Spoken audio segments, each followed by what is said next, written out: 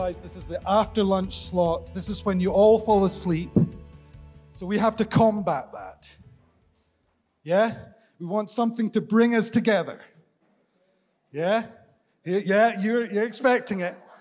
Everyone stand up. Come on, let's stand up. Come on. Now, I'm going to keep an eye on those that aren't standing up. Mark, yes. Right. Okay, now, what I want you to do is I want you to put your hands together like this. Okay? And I want you to jump up and down. Come on, let's go. Now, let's all shout. I'm jumping like a bunny. I'm jumping like a bunny. Yeah, great. Great. Right, you can sit down now. We're going to start proceedings. Now, well, this is my idea, so if it falls flat on its face, don't blame the ladies. Okay, so we're going to introduce panelist by panelist in awkward, cringe-worthy ways. So first up, we're going alphabetical by first name. So that's Amy. Now, no, whoa, don't go yet. Sorry. So this is the AHDB, force of nature, the mindset queen. Check out her podcast, especially episode 1. Think outside the box. No, outside the fence. Right, okay. Here we go. Amy Hughes, ladies and gentlemen. Come on!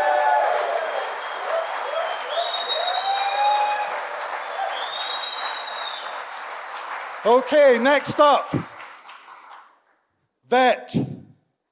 Nuffield scholar. Scouser. She freely admits in her spare time she fiddles with poo. Yes, it's clear. Jobby Jabber Whittle!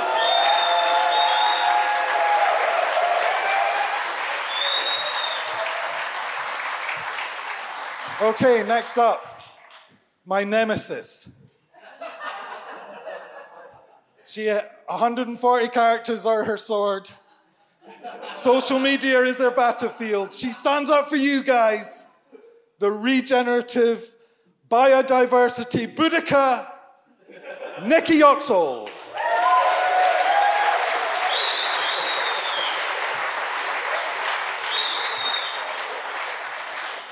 Now, I have been listening to this lady's book, and it's a deep dive into farming and to farmers, and it provided me with so much clarity. Books are available at the back. We've got Sarah. She no longer wears a wig. Honest. Langford.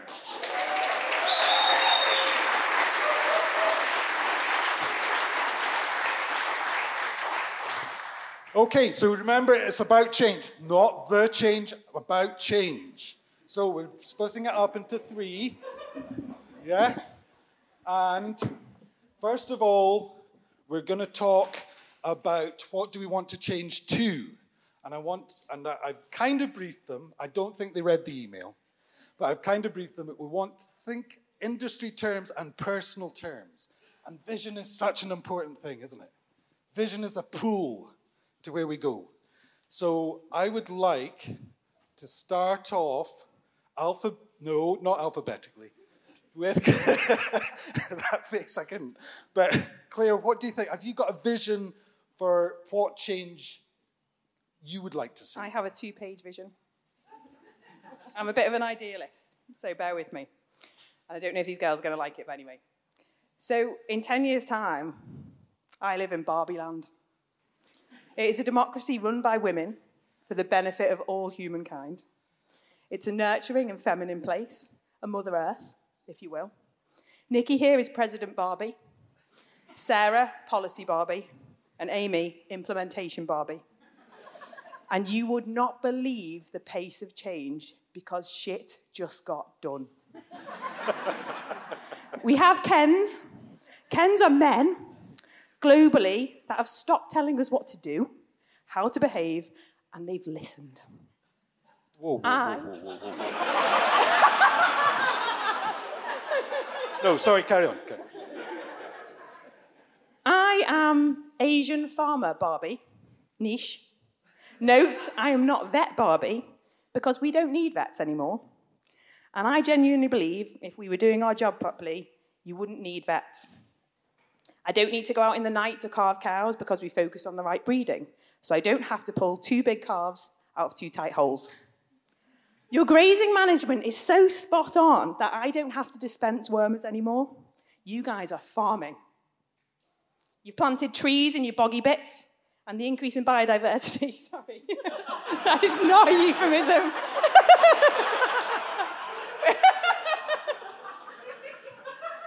But you do get an uplift in biodiversity. It means that fluke and ticks aren't a problem anymore. You don't need hormones to get your cows pregnant because they're not pumping out so much milk that they're walking on a metabolic knife edge. The vet practice model based on the sales of antibiotics no longer exists, and I tell no lies here. For a while, people paid for my time and my expertise. I wasn't just a cost. Research was done on the benefits of biodiversity for animal health, of trees, plants, and other species that act as medicines, and the research was fully funded because it was important, not because it was paid for by Big Pharma with a product to sell. You guys stepped up, you did the research on your farms, you tried, you failed, and you tried again until you got it. I found myself dispensing medicinal hedgerows, herbal lays, and willow coppices to protect against parasites for your livestock. Planting in-field trees to protect against heat stress, working on improving your dung beetle numbers rather than dispensing chemical wormers that kill them. I trained you all, and then bit by bit, you came to me less, and you passed the information amongst yourselves. The regen vet says meadow sweet's really high in salicylin. We've planted some around our calving paddocks. You say your flies are really bad under the trees. Well, you need more than 2 trees in a field, so they don't all gather under the same 2. So in the end, I get to farm. My dream. Nikki Yoxall's made that possible. I can just pick up the phone and get land. Don't even need to think about it. So I've got me, my perfect herd of English Longhorns, and maybe a Ken.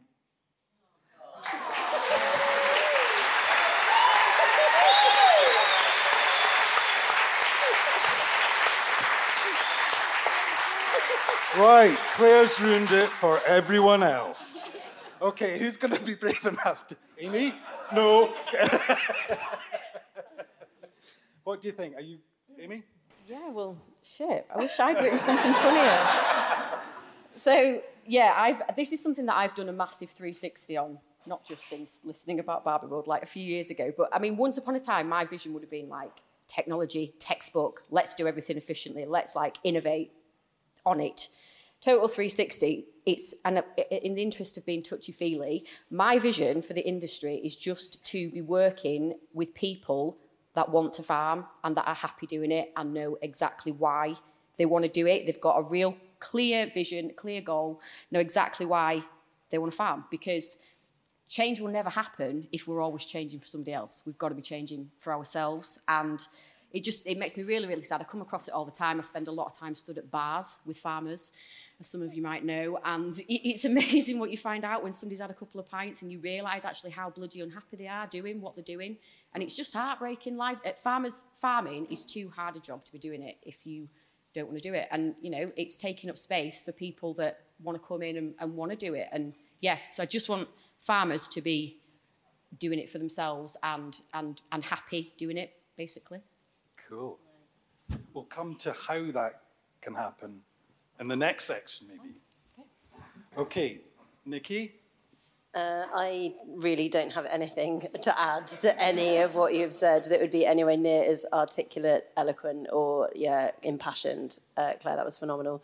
And Amy, you're right, like that ability to change, I think is, I've gone through a similar process in the last kind of couple of years, just making the effort to go and talk to farmers who farm in a completely different way to me, and who farm, to all intents and purposes, in contradiction to how I think farming should happen. And it's really shifted my vision for the future, I guess, because of that. And so everything that Claire said, and the thing that I have really loved to see over the last year is being sent videos of farmers proud of their orchids, and farmers proud of their hedgerows, and farmers proud of birds that they've seen or plants that they don't know. And for me, my vision would be that that's just really normalised, and that we rekindle this knowledge that has been lost over 2 generations of the plants, the flowers, knowing that meadowsweet has those properties, but knowing what meadowsweet is and being able to identify that. And for that not to be a kind of... There's a weird kind of machismo that stops people sharing that stuff, and I would love to see that end, because actually it enables people to not feel shitty about themselves. Sorry, the first swear word of the panel, but yeah, not, like, it's is it not? Oh, that's fine. Clearly wasn't listening, was I? But yeah, like there is too much judgment and negativity that is caused by this weird bravado machismo that actually stops people from making progress, because they're going to be viewed as a bit soft, or not a proper farmer. And my vision would be that would end. And the way to make that end is just to live in Claire's world, essentially, I think. But would you be head of Barbie Land? Is that? Yeah, totally. Would you take it on? Yeah, of course. Take on the mantle. So I was really happy this morning when I saw Nikki's hair, because it looks so president. I am like... God, like vaguely Maggie Thatcher. It's all about the volume. Right, Sarah, your turn. Okay, well, I'm going to give a politician's answer. It's not answer the question, but answer what I want to answer.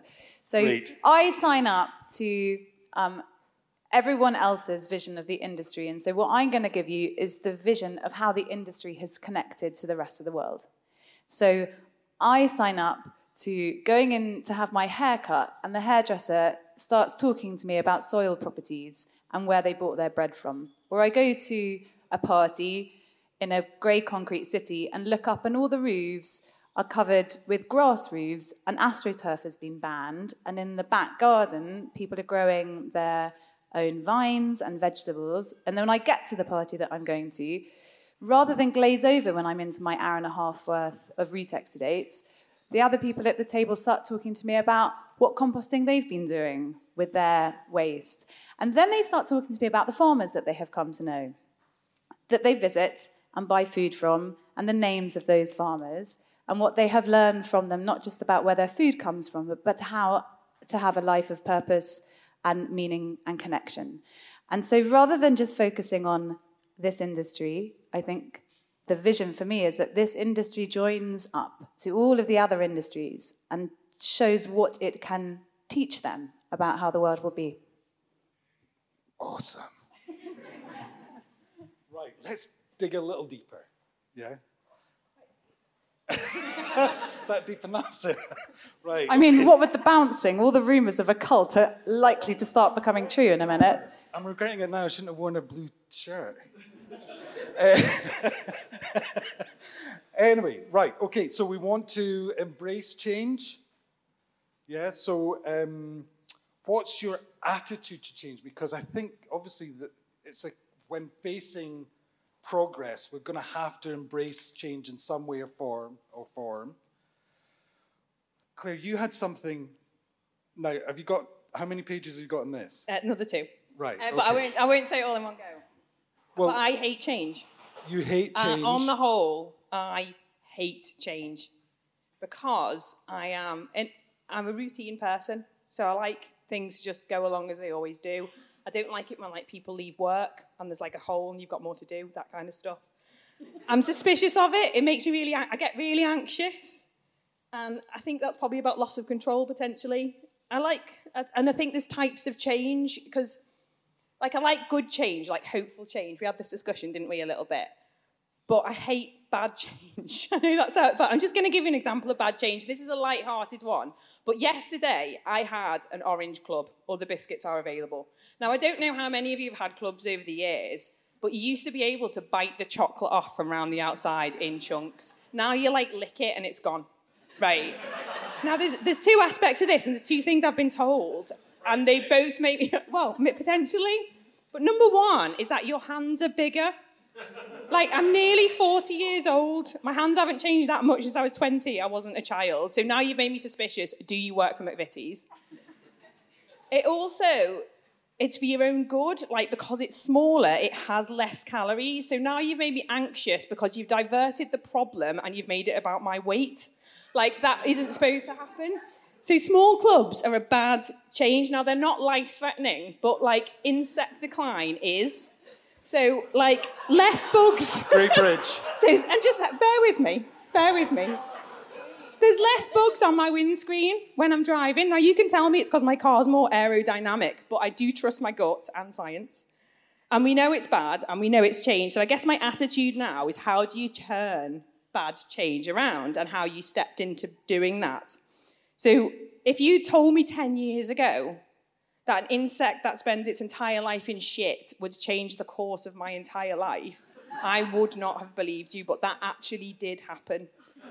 So I read a book, which some of you all read, which was Wilding by Isabella Tree. And in that book, it said that we have dung beetles in the UK and that veterinary products kill them, and nobody had told me. And I was dispensing ivermectin like sweets, mate. Throw them out.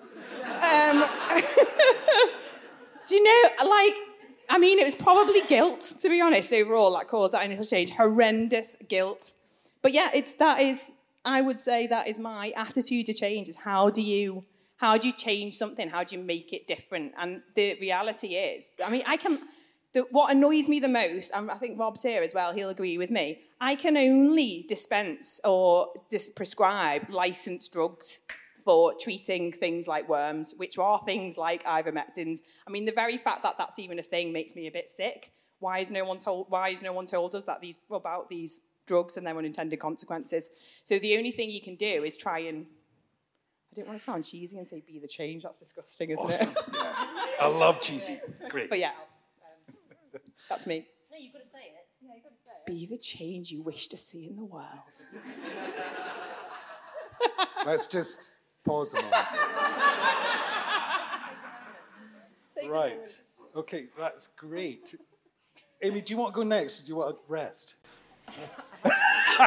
Not like I need a rest. No, okay. so what interests me about you is that you spend your life, your professional life, trying to make change possible for farmers. And there'll be a resistance to that. And what do you think is the key to change and, embrace getting farmers to embrace it? Yeah, so I do spend a lot of time trying to get people to change, and I've changed tact in the way that I do that, but I'll maybe come back to that. But in my experience, on my observation, people shy away from change the most when it really threatens their identity. So let me give you an example. I think that's why we've got so much criticism within our own industry, so much farming across walls and, what they're doing it like that for, because when they see somebody doing something different, they go home and it doesn't fit with how they think they are.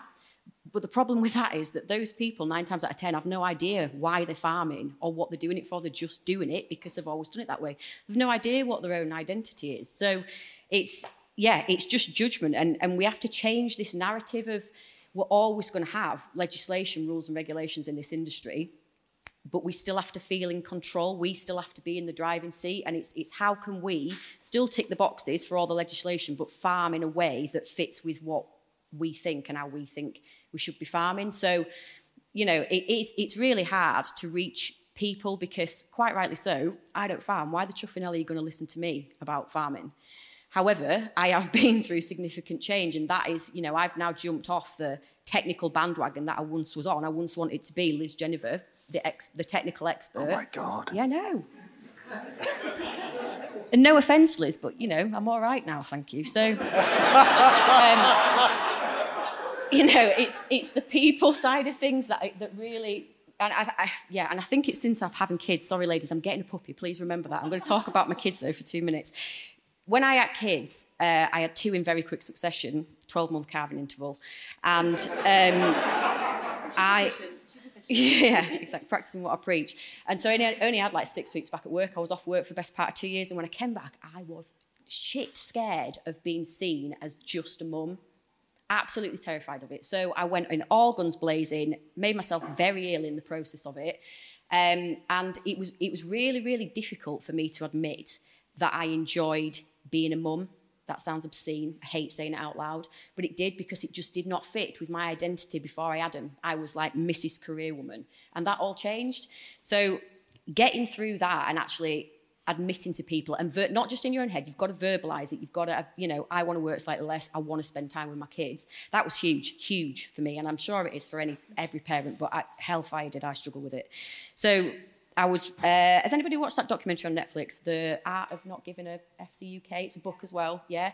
So he talks in there about that it takes a certain amount of pressure to form a diamond. And hell did I put myself under pressure. Nowhere near a sodding diamond yet, but, might be soon. So it's hard. It's really hard, but it is all about that, empowering people and making them feel like they're in the driving seat. And it's all right to say what you want. You don't have to farm because it's always been done that way, or because who's the Prime Minister? Rishi Sunak says that you have to, or Death Road. It's your farm, it's your business. Make it work for you. So it's a narrative that needs to change massively. So that was how. Yeah, maybe we'll come back.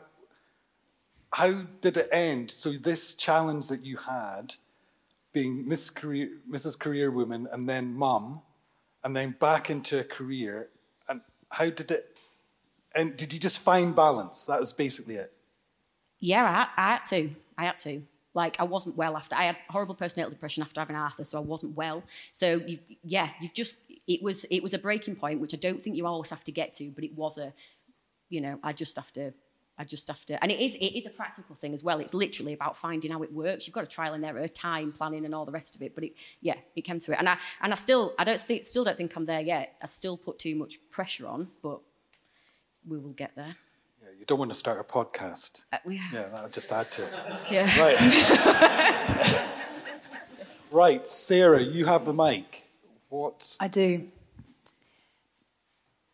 I mean, I was going to sort of say all that. No, the idea of judgment is huge because, I mean, I spent 10 years literally in the court of judgment.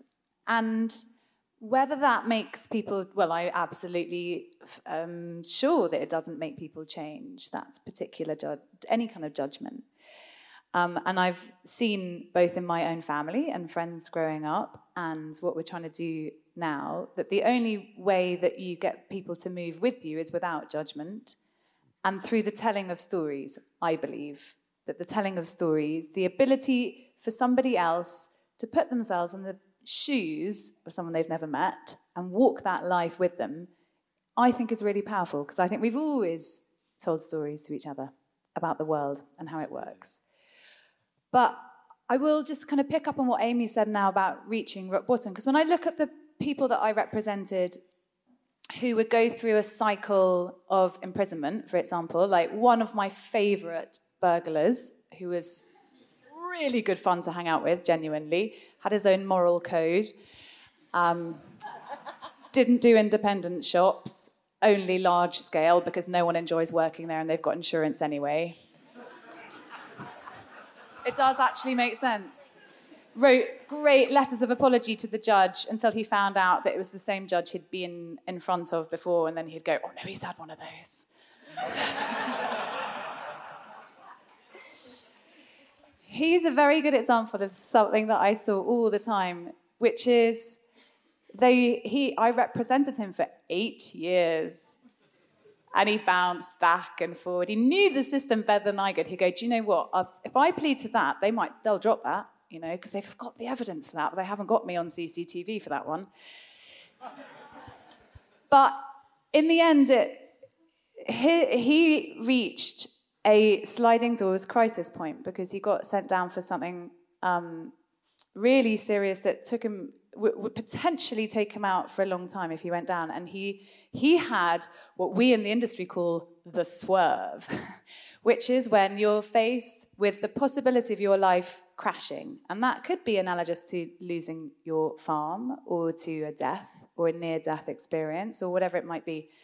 And a technicality, and I saw it in other cases, technicality meant that he didn't get what was in front of him. And that was his swerve to change. And I realised it's quite a high-risk strategy. But I read a report, or someone told me about a report, that 60% of change comes from crisis. I could have got it the wrong way around. 60% of change comes from crisis and 40% is peer pressure. And I think the combination of the two enables people to think, why am I even doing this anyway? And I agree with Amy there. I think there are 3 things that basically push you off the diving board of life. One is having kids, one is getting sacked, and one is getting divorced. And when you're picking yourself, scraping yourself up off the floor from all those experiences, you think, what do I actually want?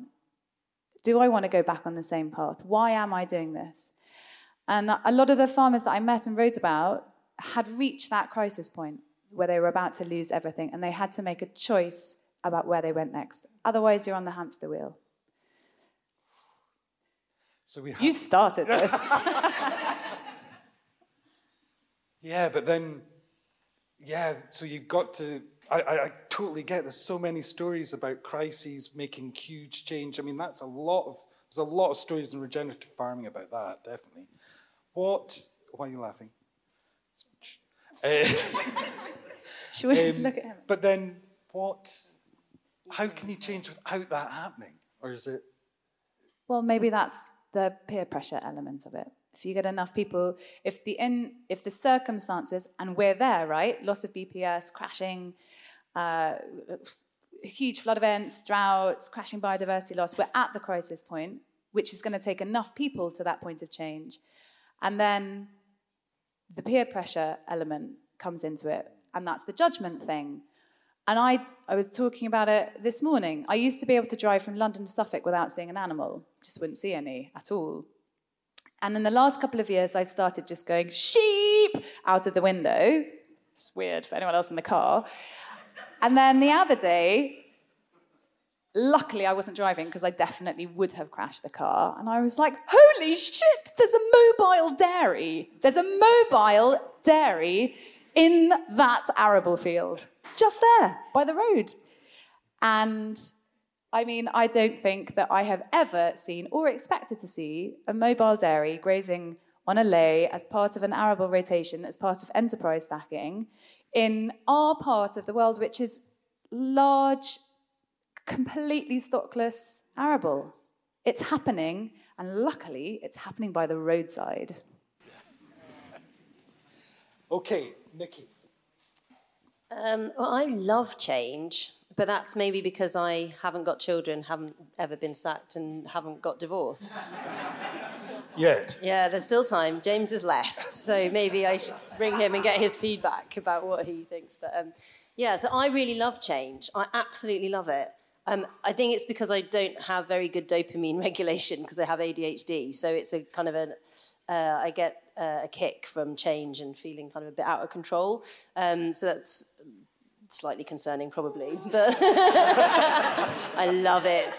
And it's so for me, the idea of change and doing things differently, and it's why at 37 I've had 3 careers. I mean, it's just bonkers, isn't it? I shouldn't be this young and be in kind of my 3rd career. All 3 of which have been pretty successful. That sounds a bit big-headed, but I'm not going to apologise for it because they have been.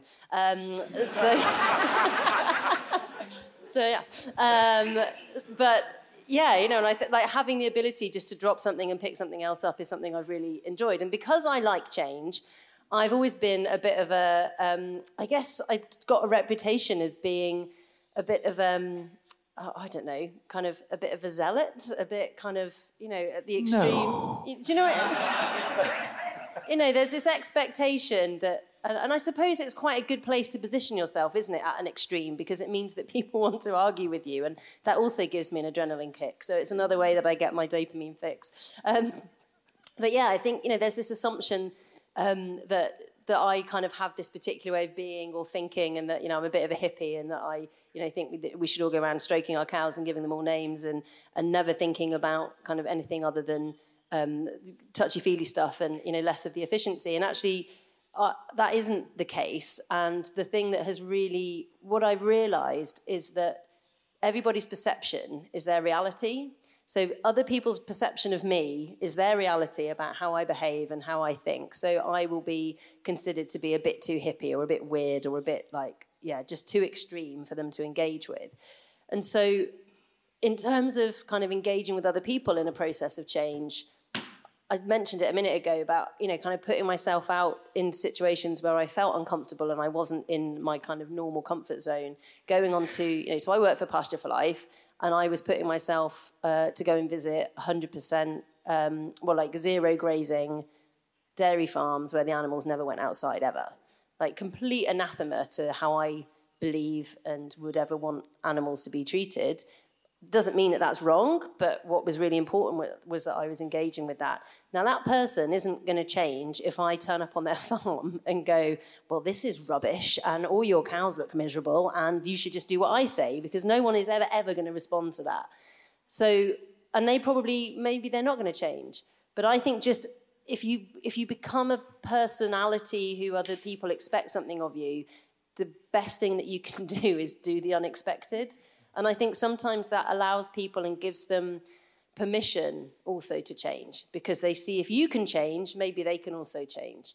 And that is getting a little bit, I don't know, philosophical, but I think it is true that if people see that you can moderate how you think, or you can change what your experience, and you can be open about that, and you can say, you know, I used to think feedlots were really awful places until I went in and visited some. And actually, you know, the guy that runs this feedlot, not a million miles from here, has become a really good pal, and we quite often share whiskey drinking tips and recommend Netflix series to each other. And actually, you take out that power struggle of I believe in 100% pasture-fed beef, he believes in whatever his system is. You take that away, and you get to a very personal level.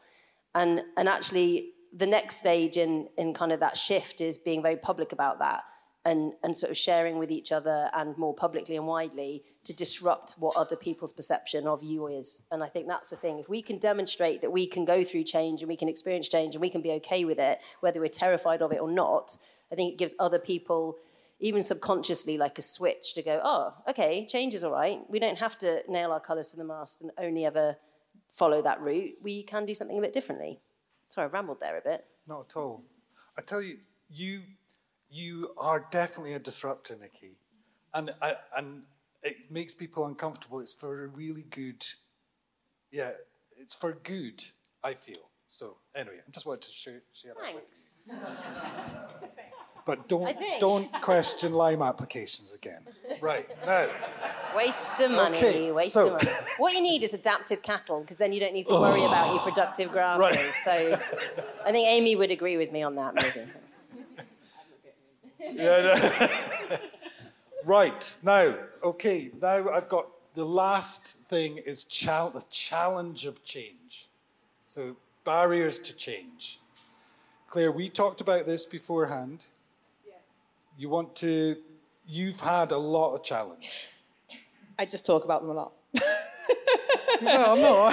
Well, I wasn't going to talk. I had two things to talk about here, and one was a bit more light-hearted, but Nikki and Amy have both gone quite deep and quite personal, so I'm going to crack on with that. And it kind of follows on from what Nikki was saying.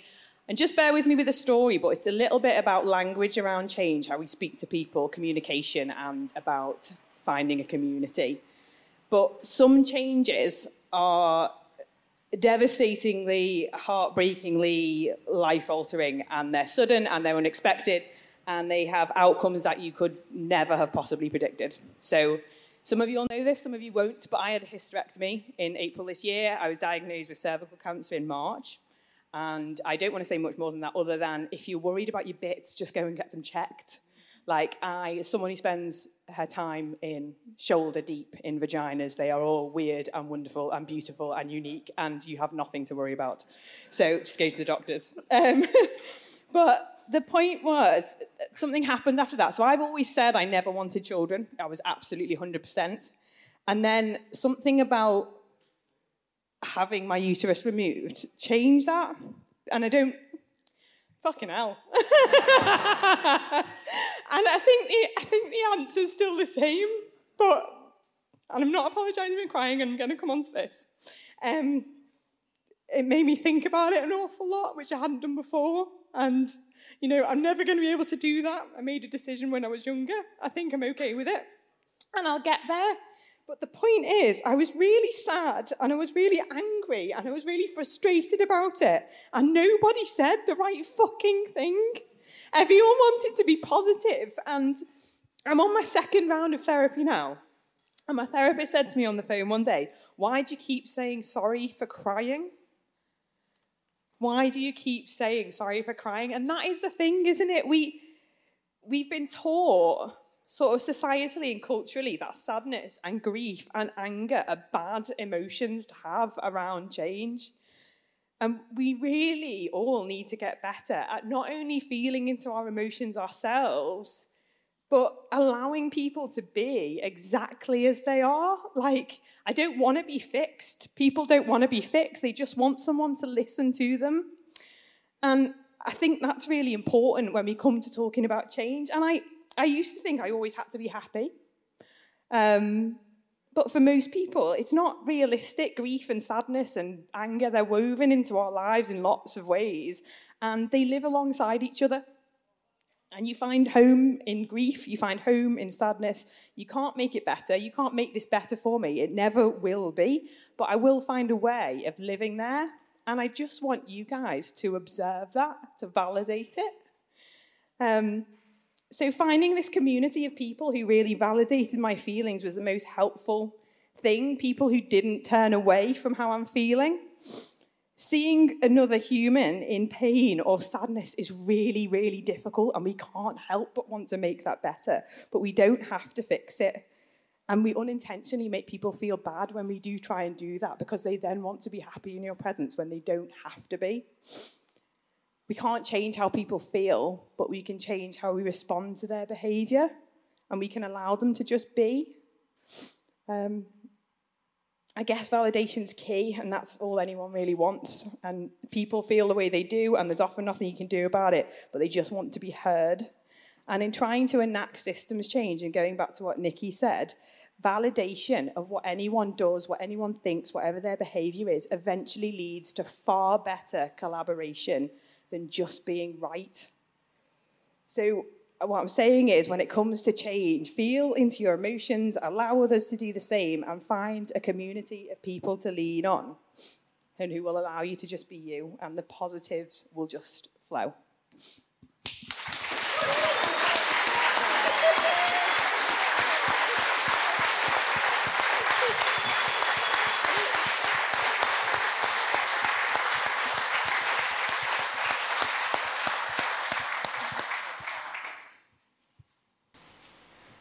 Soz.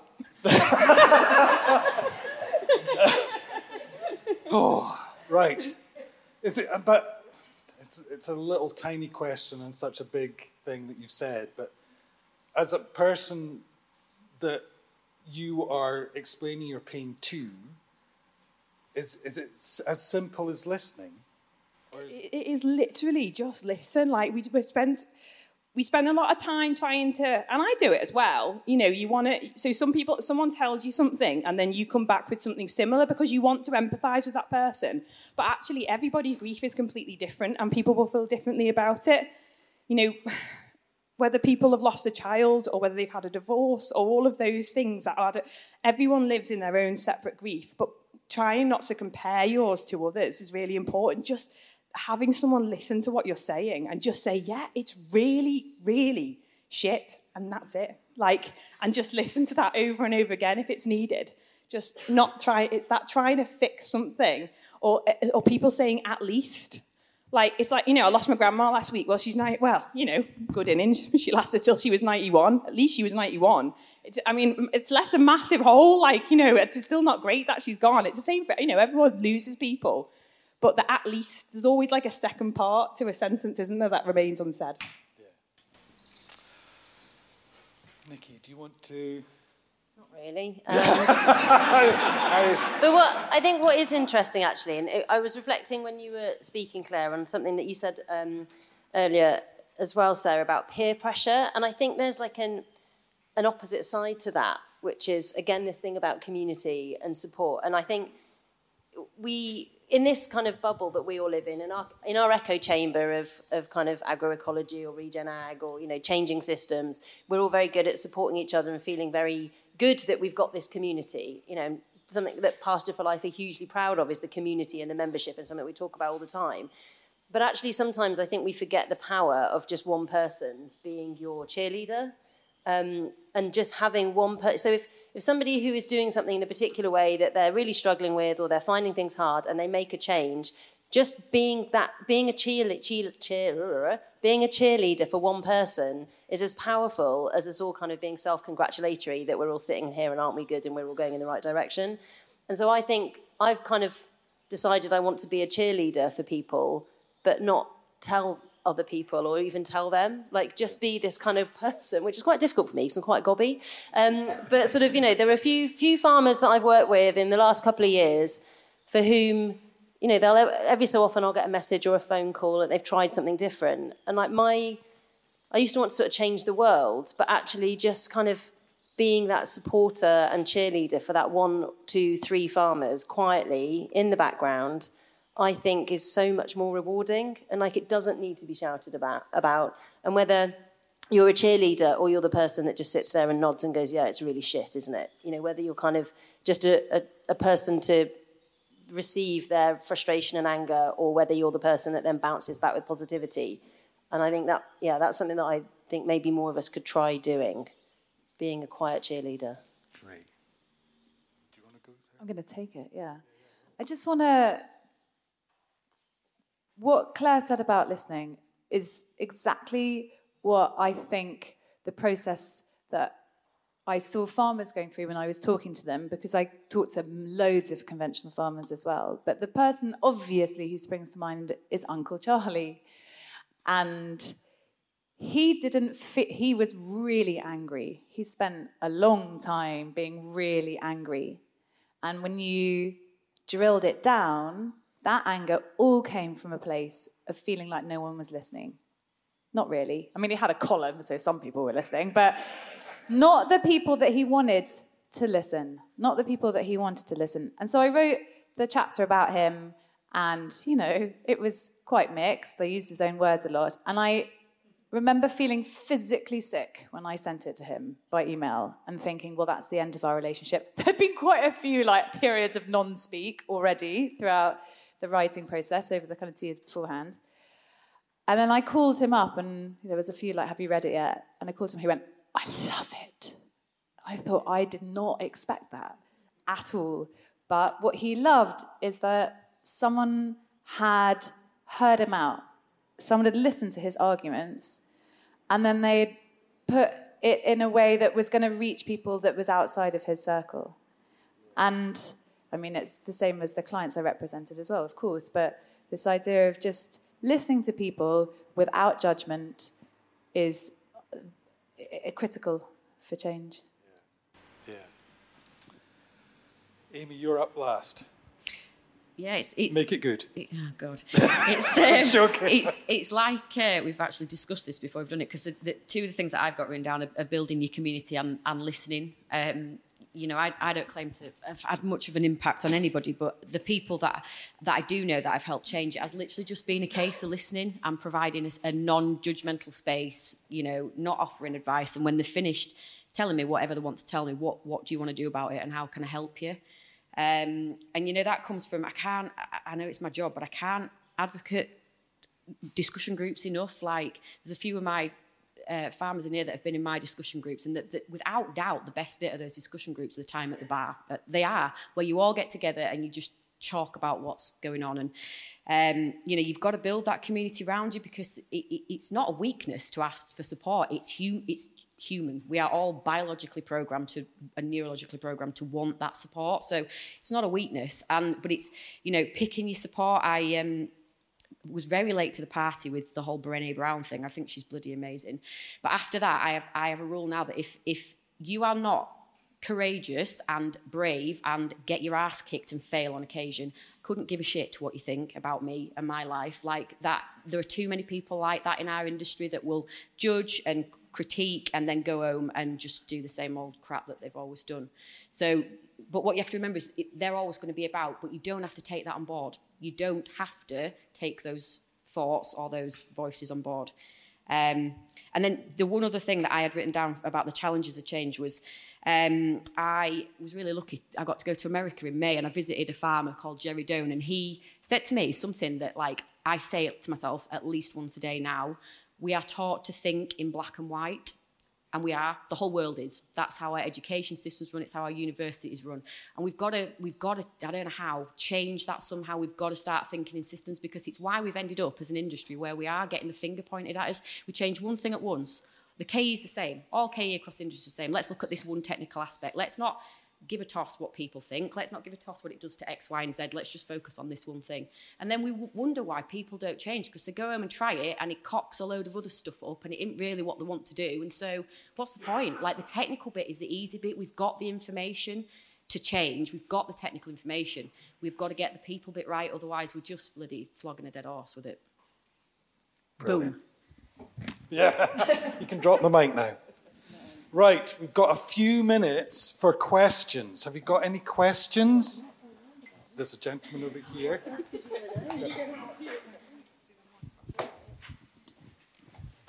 Run.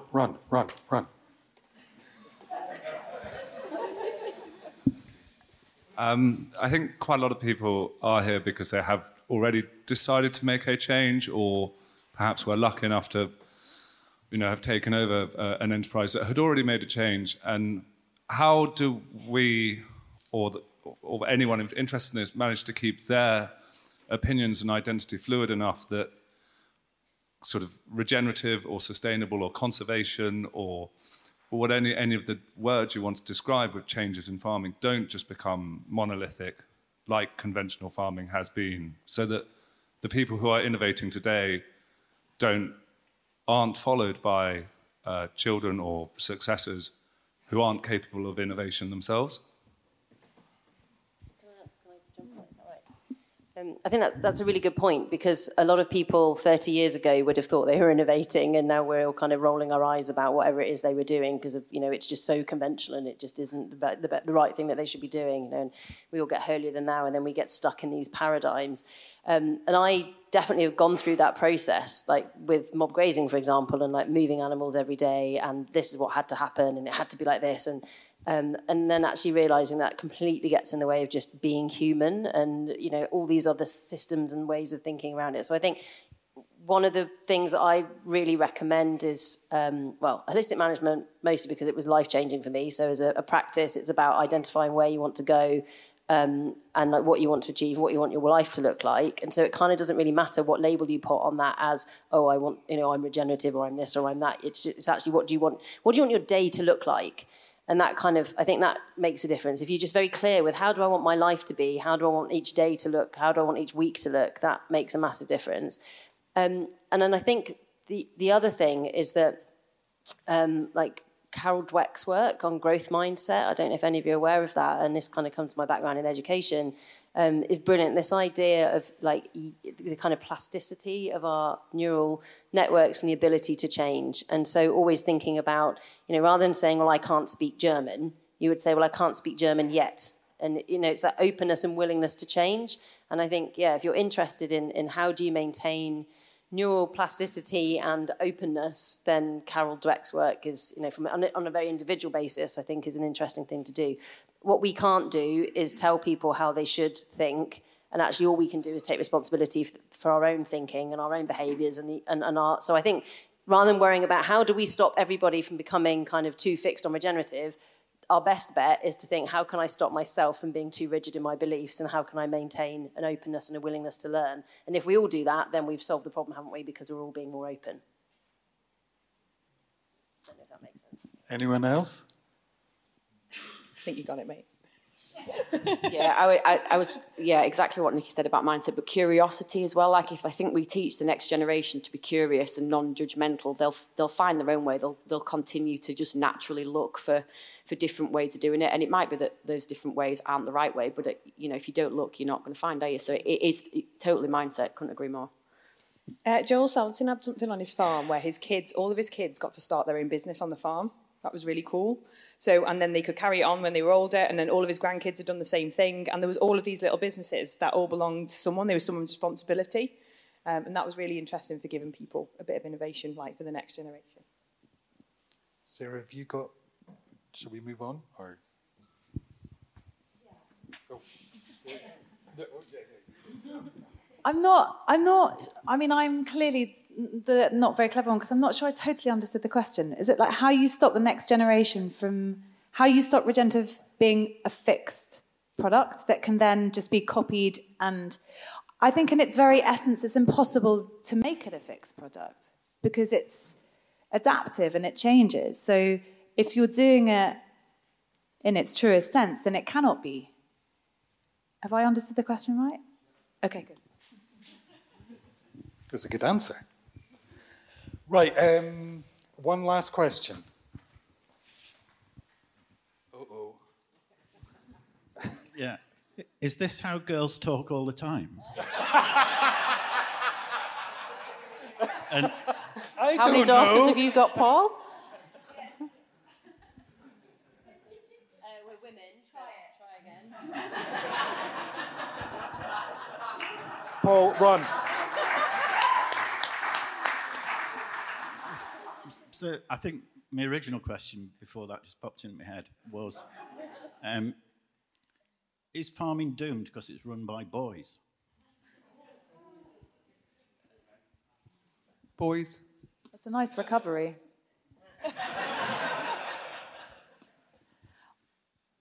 I found it, especially in the space of arable, impossible not to see arable farming as, excuse my French, but I feel like we've already all gone there, a giant cock-off, where I was the only woman in the yard and something massive and shiny would drive in and everyone I was with would just migrate to it and start wanting to look like they wanted to lick it. And it was extraordinary. And I heard stories of kind of people who would spray the 3 tram lines nearest the road with an extra load of nitrogen, so those stalks, in the most obvious symbolism possible, would grow stiffer and taller than the rest. And yes, that's kind of the conclusion I came to, which was also supported a bit by the fact that in so many of the farmers I met, it was so often the wife doing her own work behind the scenes, and it is still usually that way round, certainly in farming communities, who would say, we can't, because they knew the numbers when their husbands probably didn't know the numbers, because they usually did all the paperwork and the books, and they were the ones behind the scenes kind of working to change it and understanding it. So making farming, taking the toxic masculinity out of farming, I think would be a really good way to supercharge this, yes. I'm going to jump onto that because I can't help myself. And I think that's a really key word. It's about masculinity and like masculine energy, not necessarily about men. And I talk a lot, I kind of bang on Twitter every so often, go off on one about the patriarchy, which isn't about men. It's about kind of masculine control, and I think that people get confused about people who challenge patriarchy are men haters, and that's not the same thing, and women can be actors of the patriarchy as well. Sorry, this is getting a little bit, I'm going off on one, but I think it's that thing about energy. It's about masculine energy or controlling or domineering energy, and actually what we need more of. We've talked, I think all of us have talked about nurturing and supporting and nature.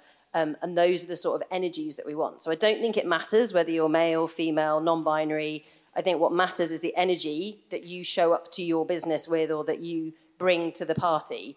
And if you're coming to the party with a doom-mongering, naysaying, command and control energy, then and competitive, and kind of driven by what other people think, then you're probably actually not going to be that successful. And if you are financially successful, there's a high risk if you come into it with that energy, you're not actually going to be that happy. And I think, again, worrying about what other people are doing and worrying about how other people are acting within the industry, within the sector, the first thing we all need to do is turn a mirror on ourselves and go, right, how am I behaving and how am I being? And am I turning up with masculine or feminine energy? And I think just being a little bit more introspective and thinking about what we're doing is probably more helpful than casting aspersions about what everyone else is doing, whether they're male or female. I don't know, and I don't mean to sound derogatory in saying this, but I think it's really hard for a man, particularly a white man, to understand what it feels like to be...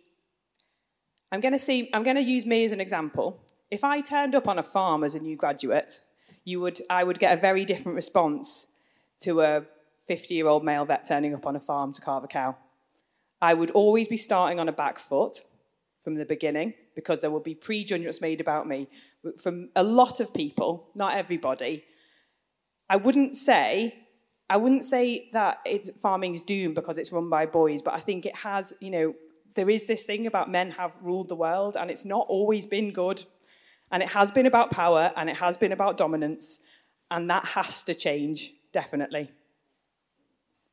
Barbie land.